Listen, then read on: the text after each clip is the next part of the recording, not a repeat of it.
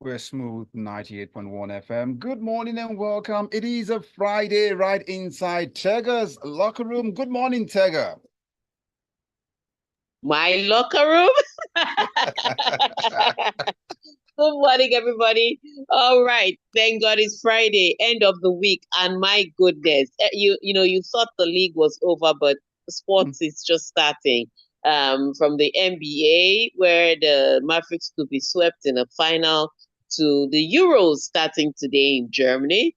Um, a lot of sports too. Tiger Woods playing in the US Open. So a lot of sports going on around the world. But first of all, hot gossip from Nigeria, fresh That's from it. the frying pan. Hot, But I hot. cannot tell you now. I can only tell you after Omatseye gives us how we can be a part of the locker room this morning. Now, it's a two-way thing for you to be part of the conversation inside the locker room this morning. That means you can send us a WhatsApp message onto 0809 444 0981. Once again, at 0809 444 0981 will be the number to get all the WhatsApp messages in. Then you can race down to YouTube to catch a live stream, a glimpse of it, and you can also stay there and leave your comments for us to read later on the show. YouTube.com/smooth 981 FM Lagos. You can also tweet, you can X at us at smooth 981 FM. Tega, we're done. Tweet at us, just say it. Even Elon Musk says it in the privacy of his home. All right, on that note, let's run through the headlines first and then we'll get into the stories.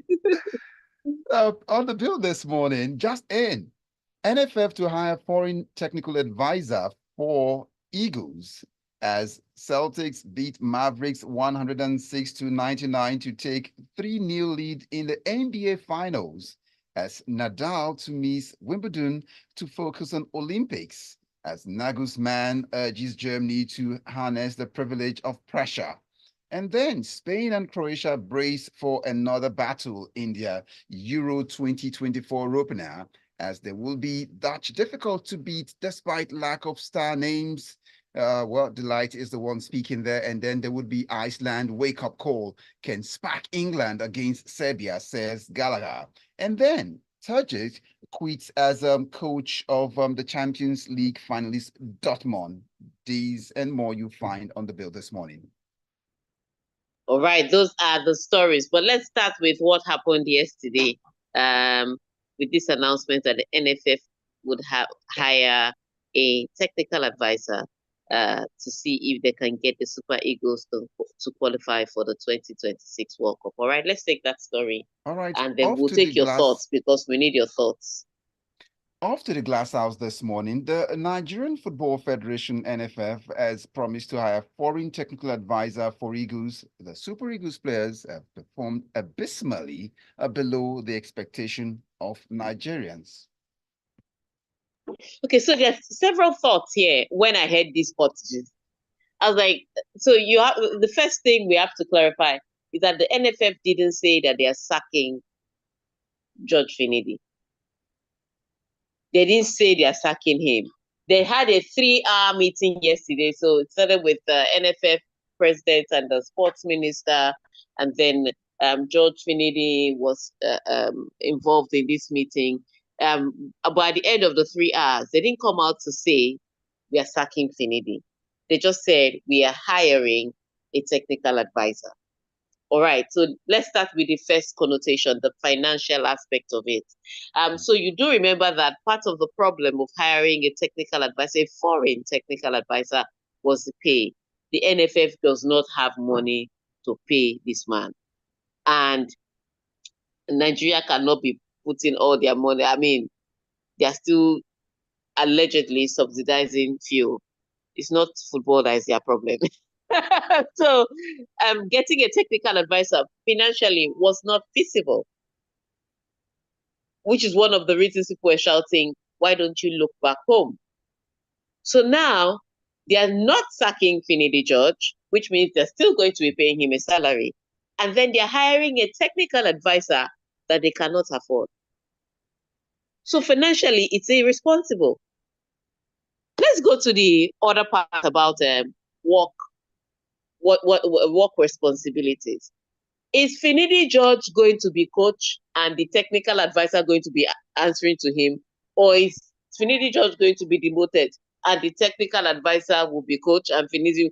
What is the work structure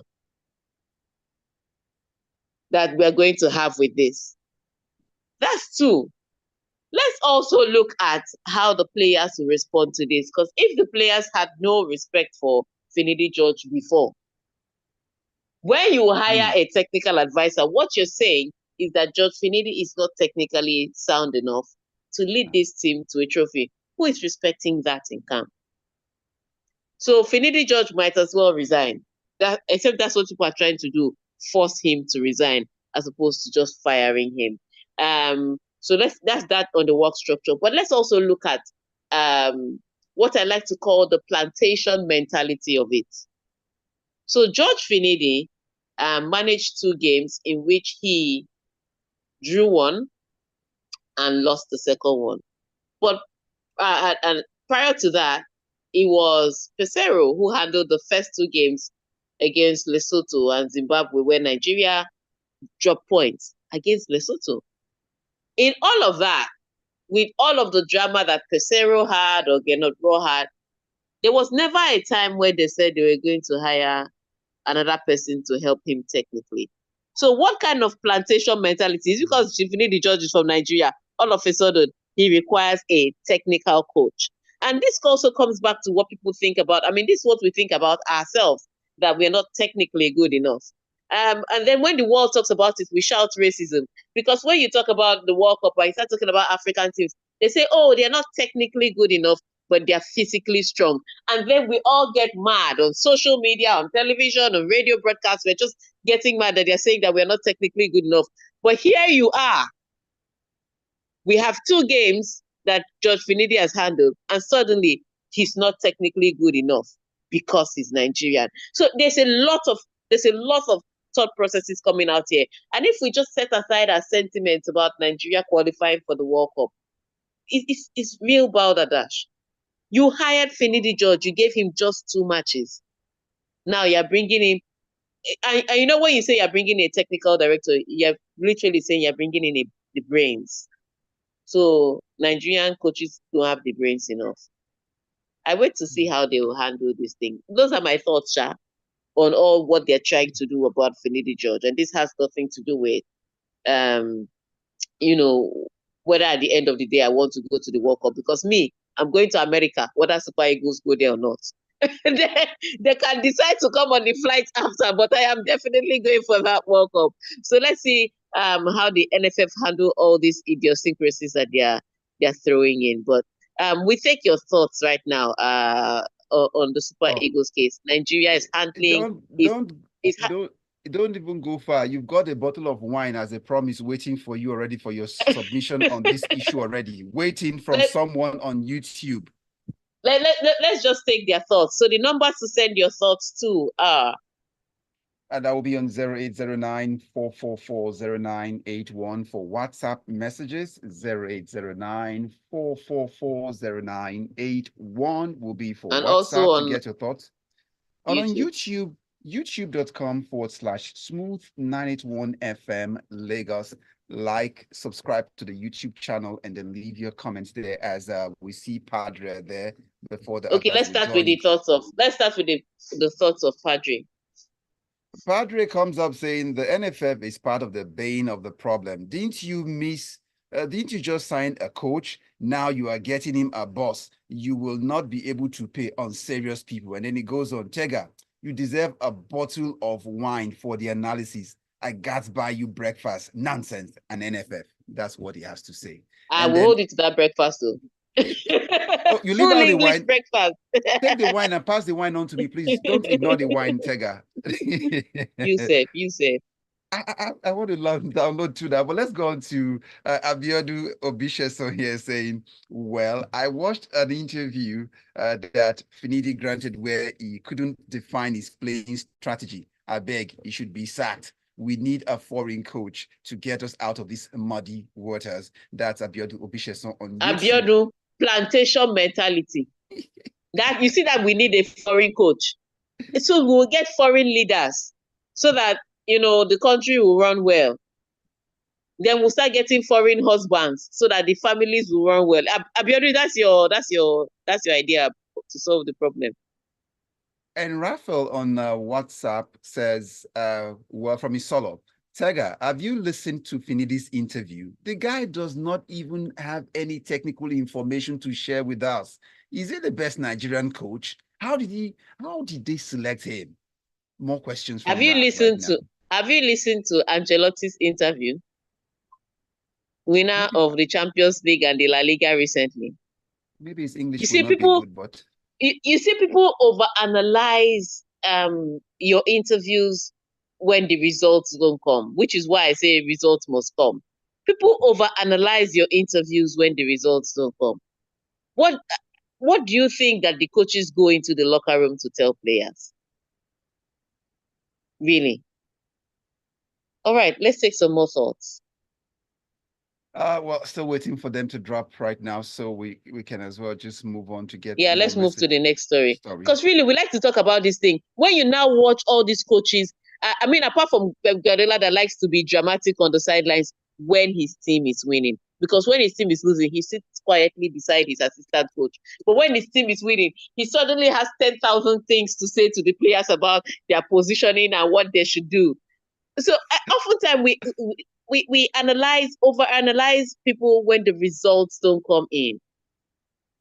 And then you go and see the halftime address of Zinedine Zidane in the locker room when his team won back-to-back Champions League. And you realize they're not really saying anything but run, stop them from scoring. Tega, you might have to be present on the YouTube platform to separate the kind of arguments that will spawn there. But let's see. Padre goes for the juggler for Abiodun Bishopson, saying, Abiodun, you have plantation mentality. How many matches did Raw handle? How many has Finidi handled? Or got rest? So brace up for what's coming. Let's pick up the next story here for the Boston Celtics, fueled by their star duo of Jason Tatum and Jaylen Brown, held off a furious Dallas rally to beat Mavericks 106-199 on Wednesday and take a 3-0 stronghold on the NBA Finals. Yes, so shocking disappointment. So let me paint a picture. Dallas Mavericks came into the NBA Finals looking like a team that was going to give us something to worry about, because Boston Celtics has pretty much breezed through the Eastern Conference, winning that Eastern Conference title. And so we expected that at least in the final they would have a tough one against the Dallas Mavericks, who took out a Minnesota Timberwolves convincingly, that took out the defending champions, Denver Nuggets. So it looked like it was going to be a good matchup. Maybe not the toughest matchup ever, but a good matchup and maybe an interesting final. Enter the final, and game 1 and game 2, Dallas Mavericks were completely swept aside. And some people would say, okay, they were not playing on their home court and maybe they're in Dallas this time. And somehow Kyrie Irving is going to recover his shooting boots. And Luka Doncic is going to comport himself a little better. And, the support cast of PJ Washington, Gafford and the rest are going to come into play. And we're going to see how they're going to do at home. And so we get to Mavericks, and the Mavericks set up everything well. Let me tell you how brilliant it was. The Mavericks brought the team back. The team that won the championship in 2011, they brought them back just to give them support. The entire team together, hanging out together in one place to, moral support. They had the place filled out.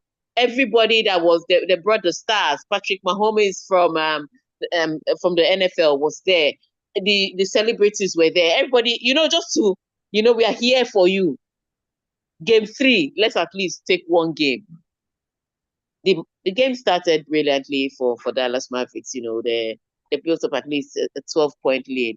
And even when they built up that 12-point lead, they still had turnovers that made me think, this lead is not going to last very long. Like clockwork, in the middle of the night here, you have to remember, these people are very wicked because it's 2 a.m. I'm watching this thing. This nonsense that they're playing. It's 2 a.m. I'm watching it here. That middle of the night, these people started playing for fouls. We call it foul hunting. So you want to play the ball, but you're looking for some contact on the other player so that the referees will call a foul just in case you miss the basket. And if you don't miss the basket, then you get an extra point to extend the lead. So it's foul hunting. Now it's great if you're James Harden or LeBron James. Those guys know how to play for foul. But Kyrie Irving and Luka Doncic, especially Luka Doncic, because he's always complaining, so referees do not even like to give him fouls in the first place, even when there are fouls on him. And these two guys are foul hunting instead of making the easiest of buckets. And so ultimately, Boston Celtics not only close the gap, but they also extend the lead at home on your home court. To make matters worse, Luka Doncic now gets fouled out. And he's fouled out again. Some fouls will not be called on him because he's a big player. But he complains too much at the referee, so that even if he just gives somebody a side eye, referee's giving him a technical. So it has to do with comportment. Luka Doncic is failing, not just on his delivery. I mean, he's making buckets, but he complains too much. And then Kyrie Irving is not doing enough. He plays, at best, Kyrie Irving plays only one quarter of the game. So game 3, he played a brilliant first half. Second half, we're looking for him with like a black goat in darkness. So it's a tough one for Dallas Mavericks, but they're 3-0 down, and I don't think they're going to come back. The question is, can they avoid being swept? All right, on that note, let's take a quick break. When we come back, we'll be touching on the Euros and more.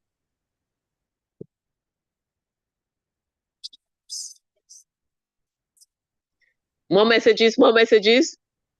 Messages, Jackba here, waiting for you.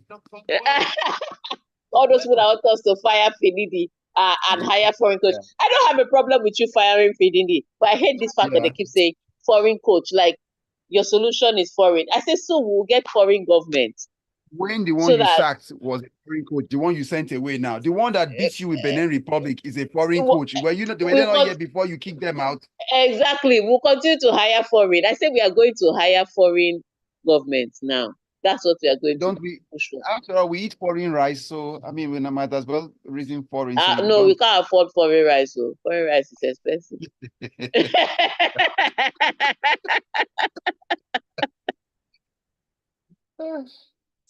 We're back in about 30 seconds. Let me go back and see what the message is looking like. Oh, Omo. Okay, on YouTube, you've got messages, of course, on YouTube too. So we'll start with YouTube, and then we'll go to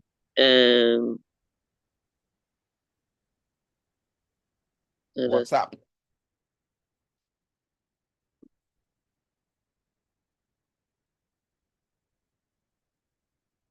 Okay. Okay.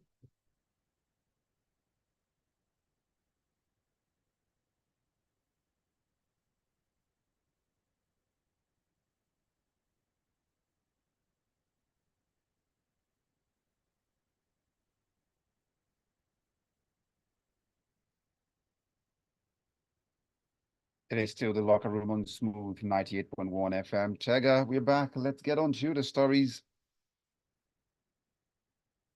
Should we be getting onto the stories, or let's just take some messages, just small? Two from each side. To YouTube now. Padrel Abiodun, you have plantation. Okay, no, that's not. Oluyinka comes up with a message. Ogunyemi says, Tega, well, this is what I have to say relating to it. And he goes on to say, well, it goes on, Tega, it is good you have your tickets to the US already. Most Nigerians don't. Anything we need to do to get the World Cup, we should do. Football is a religion in Nigeria. The NFF has to do something about it. That's all we can find on our YouTube page now. But let's go over to this other page, the WhatsApp page now. WhatsApp comes up, and Ayo from Amu tells us this, saying, hiring a technical advisor is not a bad idea, given the fact that the present coach was part of the team that went to the AFCON, and the defense considered only 3 goals. Then for a World Cup qualifying, you are changing the defense. It lacks the technical ability. Hire an Amunike or Siasia. That's how Ayo puts it from Amowo. Then Tayo has a message here saying, Finidi has been judged and a technical advisor is coming soon. That man has been technically sacked. He is finished. NFF took their precious time to appoint a coach and time is running out on him to deliver. They have a portion of the blame. Tega, I have a sapele water, not wine for you. Waiting, Tega. And it goes on, Doncic and his teammates need to harness his inner KOK and be composed in his game. It's about sacrifice. That's two message taking. We keep our word. So moving on to the next story. We're waiting. All right. Germany coach Julian Nagelsmann said his side needed to use the pressure of hosting the Euro 2024 to their advantage ahead of Friday's tournament opener against Scotland in Munich. Yes, so I would say this: the Euros promises a lot. The first thing, before we get to the match, let's start from the Euros itself.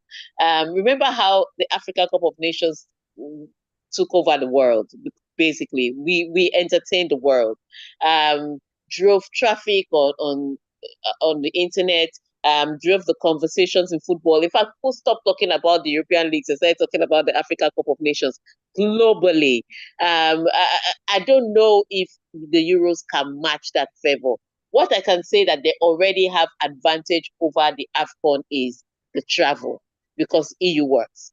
And so already in Germany, there are about 500,000 fans that couldn't get tickets in Germany because you can just carry your bag and go. Basically, if you have small money, you can just carry your bag and go, no locked in. And so already for when you talk about travel and attendance, there are people packed looking for tickets everywhere they can get. And if they don't get to the tickets into the stadium, they're going to get to the pub. So Germany already has money coming in from tourism as we speak. Today is only Friday, 500,000 fans without tickets. So that's the first one, but also the favor of the matches. Now let's start with Germany taking on Scotland. It would seem like overachievers over underdogs because Scotland is always getting knocked out in the group stages, and when you compare the Scottish team to the German team, they're not mates in any color. So it's going to be interesting to see how they set up. However, the Scottish can make this difficult for the Germans, especially for certain reasons. Number one, the German team is not in the best form of their lives. So they're going to be jittery and nervous. And then they're playing at home. So they're not in the best form of their lives, and they're playing at home in front of fans who are not even confident. So there's going to be, I think that kind of gives Scotland the advantage. Scotland comes in with the advantage of being the underdog. You know how it is. He that is down needs fear no fall. Nobody expects them to win. So they're playing with no pressures and they can play anyhow they want. And a team like that can make it tough for you. So you may struggle to see on paper how the Scottish, defeat Germany. But they don't even have to defeat Germany. They just have to stop Germany from winning to put in more self-doubt into this German team and make more questions arise about this German team that is hosting the tournament. So their job today is not to necessarily win, but to make sure Germany second guesses themselves. And that, I think they have the ability to do. Still staying with Germany now, Spain and Croatia begin their Euro 2024 campaigns on Saturday with the rematch of last year's nervy UEFA Nations League final as they kick off the action in Group B, which also includes European champions Italy and surprise package Albania. Yes, that group is very tough. So Spain, Croatia, Italy in one group. Then they put Albania there to give everybody 3 points.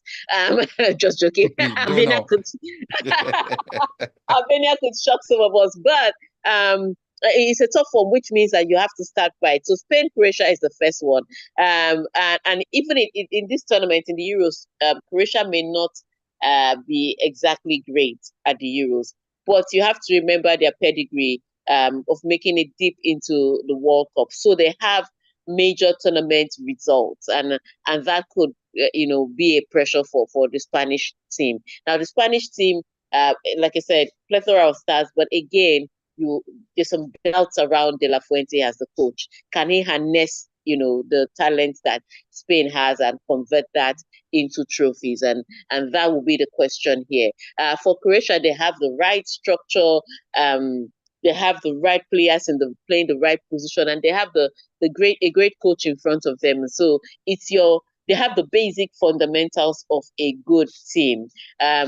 But they don't have that X factor. With the Spanish national team, somebody can wriggle and dribble and the ball ends up in the back of the net. They have the X factor Croatia doesn't have, but they have a better structure. And so that makes it a tighter journey for both teams going head to head. And especially because it's the first match, you don't want to drop points. So both teams will be a little bit cautious as to how they approach the game.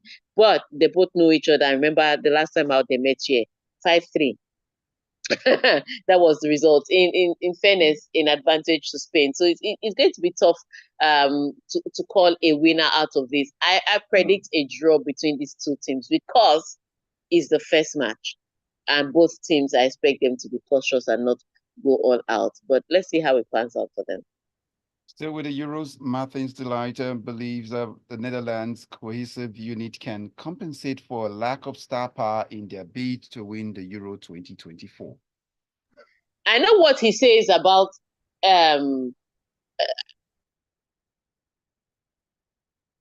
You're muted, Tega. Sorry, can you hear me? Can you hear me now? Yes, we can. Okay, so I know what he says about them not having star power, but they have star players every area of the pitch. Too many recognizable names for you to say they don't have star power. You can say they don't have one outstanding player. Like Portugal has Cristiano Ronaldo and France has Mbappe. That standout player. He can argue that they don't have that, but they have star players every area of the pitch. So he shouldn't talk about them not having the opportunity, and they're a good cohesive unit. And their build up to this tournament was equally good, getting the results. So let's see. I think that can translate to winning on the pitch, because Virgil van Dijk in defense can help marshal that, and their midfield is brilliant, even if they're missing the services of Frankie de Jong. They have Wijnaldum there. I was shocked to see Wijnaldum there, but his leadership can bring, some impact on the pitch for them. And going forward, they are very excitable up front. So the league shouldn't complain. The Dutch have a strong team. Now the question is, can they compete with the likes of France, with the likes of England, with the likes of Spain when it comes to delivering the results? That is a question they have to answer at the Euros. And on that note, we've run out of time, so let's just quickly read any more messages that are left. Go to YouTube first and see what's looking like. Well, we find Abiodun Bisheson there saying, let's stop burying our heads under the rock. The same Raw defeated our Flowery Stars with a Mino team. And then it goes on. Didn't we fire Raw? Didn't we sack Raw? It says, need I remind us that he won a sports to the Mondial with us, games to spare. We need a foreign coach. That's what he says. And then Padre comes up saying, you know what? Replying to Abiodun said, that doesn't that tell you it's not a foreign coach thing? It's about the boys. Did you watch any of the matches at all? Bring your own head out of the sand, boss. Plantation mentality isn't the best. That's Padre versus Obisheson this morning on our YouTube channel. And I love YouTube. Let's go to WhatsApp. And then I would find I find this one from Chidi says, I believe it is a good opportunity for us to get things right. The NFF needs to show faith in Finidi and also convince the players why they should work with our own. Even if we miss the World Cup, it will pay off in the future. But the whole foreign technical director idea gives the players room to disregard Finidi's tactics and always create the white manager mindset. Tayo's message is waiting, and it says here, well, Germany versus Scotland, drinking buddies. Well, let's see how composed they both are on the pitch. And Mohammed's message waiting here says, Tega, what are you saying, Joe? Finidi no sabi work, Joe. He has one match out of 4. What is 2 friendly and 2 competitive matches? Has only won match won. That is 25 over 100. This is bad. That's what it tells you here. And then it goes on. I got my wish on the Celtic Maverick final, but not the performance I wanted because it reminds me of the Madrid Dortmund final too. One-sided. The Maverick has only two players. The rest are bystanders. The team is too poor. Celtic had a complete roster of quality players. Nothing Maverick can do until they bring in more quality players. That's what King James faced when he was in Cleveland Cavaliers. But Mavericks was. Congrats to the Celtics. That's what he said. And that's all we can grab this morning, Tega. All right. Thank you for your messages. Thank you for tuning into Smooth 98.1 FM. And hopefully this weekend you'll have a great weekend because there is Euro starting. And so in fact, I think we should do that on Monday. We'll take your thoughts on who you think are the favorites, at least because the first few sets of matches we played. So we'll take your thoughts on who you think are the favorites. But for now, have a great weekend and aspire to Maguire.